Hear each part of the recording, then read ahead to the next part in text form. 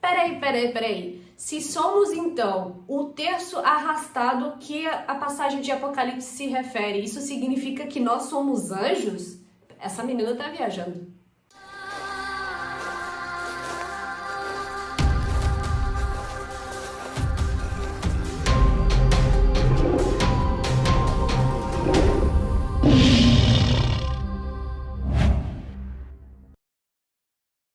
E aí, galera, tudo bem com vocês? Estamos aqui em mais um vídeo para elucidar ainda mais essa questão da pré-existência, que é algo que me apaixona. Iniciei o vídeo falando a respeito dessa questão de somos anjos? A grande questão é essa dogmatização, existe essa palavra? Essa questão dos dogmas em cima da palavra anjos, né? Precisamos compreender que anjos são seres espirituais, seres celestiais, que estão ali em um outro plano, em dimensões celestes, e nesse sentido eles são diferentes de nós somos aqui homens, humanos, mas o espírito que há dentro de mim e o espírito desses seres celestiais é da mesma matéria, é a mesma coisa, é criação divina. Então vamos deixar a própria palavra nos explicar a respeito de como assim somos anjos. Jesus lhes respondeu: não está escrito na lei de vocês, eu disse, vocês são deuses? Se ele chamou deuses aqueles a quem veio a palavra de Deus, e a escritura não pode ser anulada, que dizer a respeito daquele a quem o Pai santificou e enviou ao mundo? Então, por que vocês me acusam de blasfêmia porque eu disse sou filho de Deus? João 10, 34 ao 36. E qual é essa lei que o Messias está citando? Isso que ele citou está constando em Salmos. Eu disse, vós sois deuses, e todos vós filhos do Altíssimo. Todavia morrereis como homens, e caireis como qualquer dos príncipes. É engraçado que outro dia lá no Instagram teve um rapaz, ele não me seguia não, mas reclamando de uma postagem de uma pessoa a respeito do livre-arbítrio, no sentido ali da pessoa estar apresentando algumas questões contra o calvinismo. E aí esse calvinista foi lá e comentou assim: daqui a pouco tá falando que vocês são deuses. Eu não pude evitar comentar depois de ver isso. E aí eu coloquei lá: está escrito que nós somos deuses. Vós sois deuses e todos vós filhos do Altíssimo. Porém, entender esse contexto é algo que é necessário se livrar de dogmas. Infelizmente, galera, o calvinismo é um dogma, né? Não sejam inocentes nesse sentido. E aí esse rapaz pegou e me respondeu: nossa, nada a ver, ali aquela passagem de Salmos está se referindo ali a juízes, e tanto é que a passagem seguinte está falando que morrerão como homem e tal. Assim, né? Dando a interpretação que cada um deseja. Quando é para olhar o original e falar abobrinha, os caras olham. Mas ali, sim, existe na palavra deuses a conotação também de juízes, entre outros. Onde essa palavra, dependendo do contexto, ela pode ser utilizada para uma coisa e para outra. Mas, gente, vamos usar aqui, ó, a cabecinha, o coco que o nosso Pai amado, nosso Deus maravilhoso nos deu. Quando o Messias é acusado de blasfêmia porque ele falou que ele era filho de Deus, ele usou exatamente essa passagem para atestar a sua divindade. Quando questionaram a respeito disso, ele retrucou, falou assim: olha, tá escrito, vós sois deuses e todos vós filhos do Altíssimo. Qual é a grande questão a respeito disso? A respeito de uma questão de divindade? O nosso ser espiritual é divino, é do Criador, é feito por Ele, preparado por Ele, é divino nesse sentido. Temos que desmistificar essas questões, gente. Então, o grande ponto é que você é filho de Deus, e filho de peixe, peixinho é. Então, quando o Messias dá ênfase nesse sentido, ele está dando o entendimento correto. E vamos lembrar, Salmos está em hebraico, mas ali aquela passagem no Novo Testamento está em grego. E quando você vai ler o que está escrito no grego, não está falando de juízes, está falando de Deus, Deus mesmo, de divindade, de filhos de Deus. Agora, voltando para o Salmo, quando o Salmo fala, porém morrereis como qualquer homem, é porque a gente está vindo aqui, mesmo sendo filhos de Deus, mesmo sendo seres espirituais, morremos como homens, porque é esse o plano da redenção. Aqui, passamos por essa provação para poder retornarmos como espírito, retornarmos como seres celestiais. Porém, pode vir alguém e falar assim: nossa, nada a ver, lá em Ezequiel 28:2 está falando ao rei de Tiro que ele se considera um deus e que ninguém pode se considerar Deus. Olha que coisa de nova era. Vamos analisar esse versículo, que eu gosto desse tipo de coisa. Filho do homem, Diga ao governante de Tiro, assim diz o soberano Senhor. No orgulho do seu coração você diz, sou um Deus. Sento-me no trono de um Deus, no coração dos mares, mas você é um homem e não um Deus, embora se ache tão sábio quanto um Deus. Ezequiel 28:2. E aí, produção? E agora? Vamos lá, eu vou responder. Lá em Salmos, quando está escrito vós sois deuses, o deuses utilizado é Elohim. Elohim. Porém, nessa passagem do rei de Tiro, o que ele diz que ele é El. Lembra que eu já falei para vocês em outro vídeo que temos a palavra Elohim, onde o in é um sufixo de plural, de pluralidade? Já a palavra El, que é a raiz, ela é utilizada apenas para o Deus Criador. Para Deus, Deus. E não no sentido de anjos, como Elohim. Elohim é utilizado diversas vezes no sentido de anjos, diversas vezes nas escrituras. Então, em Salmos vemos Elohim sendo usado. Já nessa passagem de Ezequiel, vemos o rei de Tiro falando que ele é El, que ele é Deus. Então, não é a mesma coisa a gente utilizar essa passagem para desbancar nada, gente. São coisas diferentes. Lembrando, a Bíblia não foi escrita em português. Então, gente, nessa passagem a gente vê como que de fato era importante haver essa repreensão para o rei de Tiro. Tava se achando demais o cara ali, achando que ele era Deus. Ele não estava se achando Elohim, ele estava se achando Deus, ele estava se achando o El. Então, era importante haver essa repreensão nesse sentido, mas isso não se aplica a nós. Vamos a mais passagens que elucidem toda essa questão. Onde estavas tu quando eu fundava a terra? Faze-nos saber se tens inteligência. Jó 38:4. Quando as estrelas da alva juntas alegremente cantavam e todos os filhos de Deus jubilavam. Jó 38:7. De certo tu sabes, porque já então eras nascido, e por ser grande o número dos teus dias. Jó 38:21. O livro de Jó, dentro do sistema religioso, é tido como algo especificamente e unicamente poético, onde não dá nem para levar muita coisa em consideração. Às vezes até se utiliza de algumas passagens para fazer alguns ensinamentos em cima daquilo, mesmo sendo algo poético. Porém, gente, o livro de Jó, ele tá ali, não aleatoriamente, não é algo apenas bonito pra gente ficar falando, olha que coisa bonita. Não, tá ali pra gente meditar, tá ali pra gente extrair segredos, tá ali pra gente extrair informações a respeito do reino. Todos aqueles que almejam tais coisas. Se você não quer saber dessas coisas, não tem problema não. Agora tem gente que quer, porque tem essa inquietação. O próprio pai colocou essa inquietação neles, então deixa. A gente não pode atribuir ironia ao Criador, que ele tá sendo irônico ali, que ele tá falando, pô Jó, quem é tu? Tu tava onde, meu filho? Quando eu tava criando as coisas tudo? Não é isso que o Criador tá falando. O Criador tá falando de fato, tá fazendo uma pergunta retórica que ele sabe a resposta no sentido de, Jó, onde você estava quando as estrelas d'alva, que no caso são os filhos de Deus, jubilavam, o grito de júbilo a respeito da vitória de uma primeira batalha que houve ali nos céus, a expulsão de Satanás, o grito de júbilo. O júbilo é um júbilo, normalmente está atrelado a essa questão de vitória.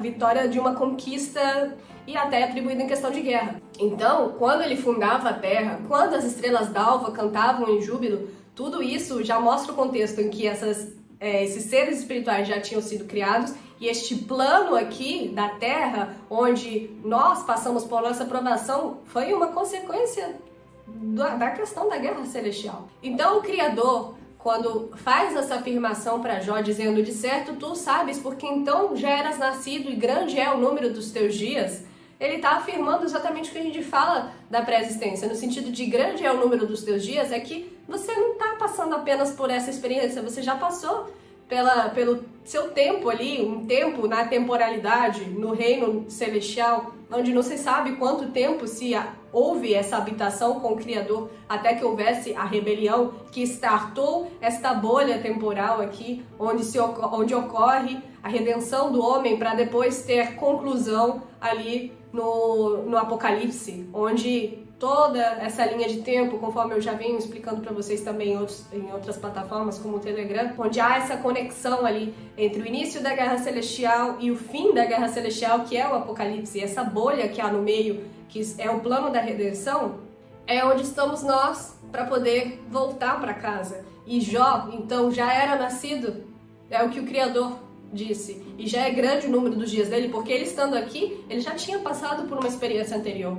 Porém, existe uma questão que nos faz ver por um espelho, né? Existe uma passagem nas Escrituras que fala a respeito disso, de vermos por um espelho, que aqui é um reflexo do que ocorre lá. Então, nesse sentido, há coisas que não compreendemos inteiramente porque nos foi tirada essa capacidade. Muitos podem se perguntar, mas como é que entra a predestinação, a eleição nesse contexto de pré-existência? Eu queria dizer para vocês que todo aquele que procura ali contestar as escrituras com uma outra passagem das próprias escrituras, tenta contra-argumentar com um próprio verso, a pessoa não entendeu nada, tá com um probleminha. Ah não, tá escrito tal coisa, mas ali tá escrito tal coisa. Não, todas as coisas precisam se complementar.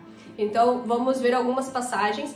Eu vou colocar outros materiais a respeito da predestinação que eu já tenho pronto, mas aqui eu vou fazer só algo para dar uma pincelada explicando o conceito geral. E todo aquele que invocar o nome do Senhor será salvo. Atos 2, 21. Aqueles que de antemão conheceu, também predestinou para serem conformes à imagem do seu Filho, a fim de que ele seja o primogênito entre muitos irmãos.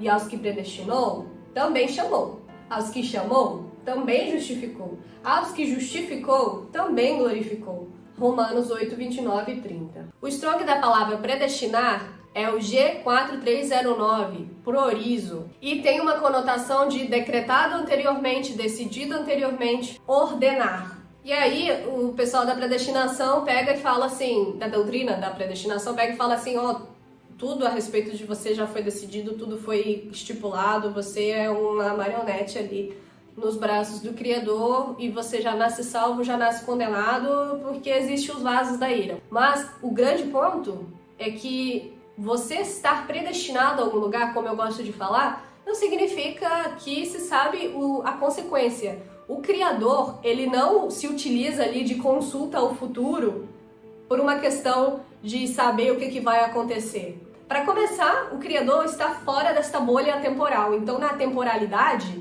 existe essa questão de que o tempo passa em um momento diferente. Então nós estamos aqui nessa bolha e ele lá de fora já está no início, está no fim, ele abrange tudo. Então, óbvio, existe uma questão de onisciência do Criador. Porém, a questão de predestinar não é pegar e escrever o roteiro da nossa vida no sentido de falar, você está nascendo aqui salvo. Não, porque aqui é um campo de provas, onde você vai ter ali a liberdade de deixar que o seu eu se direcione para onde o seu coração, onde você tem a inclinação maior de ir. E você tem a liberdade de lutar ou não contra isso. E o que eu disse que eu gosto de comentar é a questão de uma passagem de avião.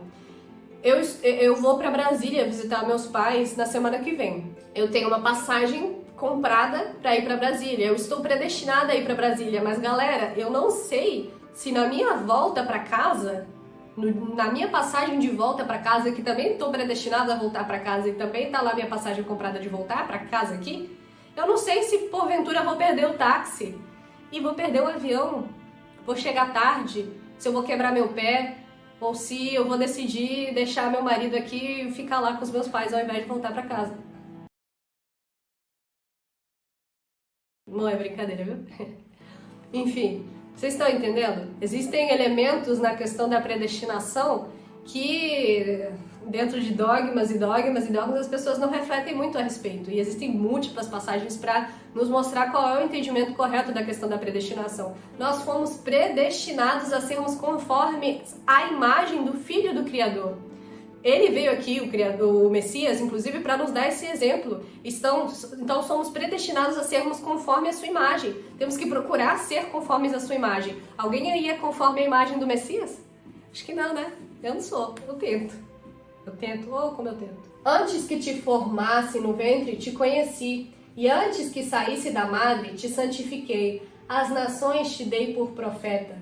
Jeremias 1:5. Aqui no caso de Jeremias, um herói da fé, já entra uma outra aplicação sobre a predestinação. Jeremias veio aqui com um propósito. Então ele foi inserido em um contexto específico que o Criador desejava que ele fosse inserido. Porém, o sucesso dele não estava determinado no sentido de que ele ia ser santo, irrepreensível, um grande profeta ou nada nesse sentido. Ele foi separado para isso. Porém, Ele também teve que lutar pela salvação dele, no sentido de se manter santo, no sentido de sempre evitar o mal. Para encerrar essa parte a respeito da pré-existência, falando sobre essa questão da predestinação, o grande ponto é que todos os que vieram a este plano de redenção, que foi propiciado pelo próprio sacrifício do Cordeiro, têm ali o direito da redenção por meio do sacrifício do Cordeiro.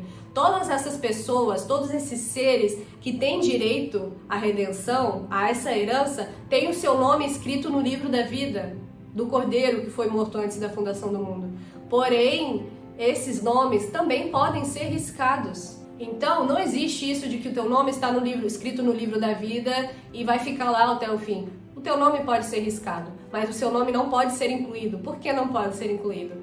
Isso são mistérios que eu deixo para outro momento, porque aqui estamos falando de pré-existência e isso abrange outras questões. Então é isso, galera.